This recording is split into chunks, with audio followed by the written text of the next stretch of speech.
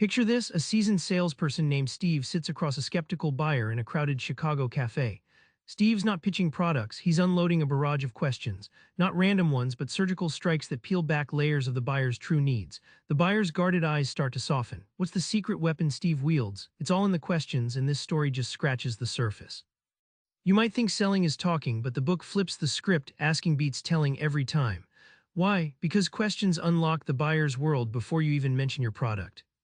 Steve worked at a tech firm in the early 2000s and was stuck losing deals. After adopting question-based selling, he asked a vague prospect, "What keeps you up at night about your current system?" That one question cracked open a discussion, revealing costly, unseen frustrations. Suddenly, Steve wasn't just another vendor, he was the problem solver. Think of questions like a GPS in a maze.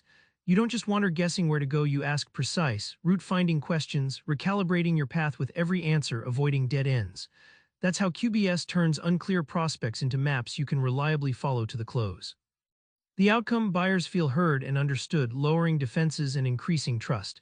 Instead of pitching, Steve was guiding, a surprising shift that shortened sales cycles from months to weeks and turned cold prospects into internal champions eager to engage. Ever asked a buyer a question and got radio silence? The problem isn't the question, it's when you ask.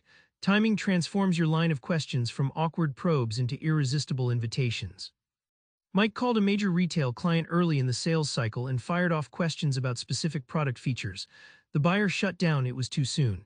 Later, Mike learned the client hadn't even finished identifying their core pain points. By rushing, Mike lost credibility, teaching him that pacing questions to buyer readiness is everything.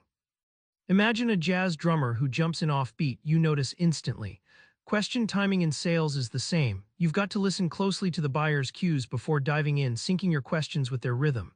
Miss it, and you miss the groove of connection. When you master the timing, buyers see you as credible and intuitive. It's like a dance partner anticipating every step. Buyers relax, share openly, and you build rapport faster than any rehearsed pitch ever could. Questions aren't just for digging, they're your secret weapons to overcome objections and pull deals across the finish line. Linda, a software rep in Dallas, faced a tough objection: budget constraints. Instead of arguing price, she asked, "What would happen if this problem wasn't solved this quarter?" The buyer's hesitation morphed into urgency. By guiding the buyer to clarify stakes through questions, Linda reframed the objection into a solution discussion, clinching the deal. Internal champions are those unlikely heroes inside an account who push your sale forward. Question-based selling reveals them. By drilling down with strategic questions like, "Who else in your team feels this pain?" you identify and empower allies you didn't even know existed, turning your buyer into a team of advocates. Closing isn't about slick lines, it's about owning the story. When you lead with questions, you help buyers discover their own reasons to buy.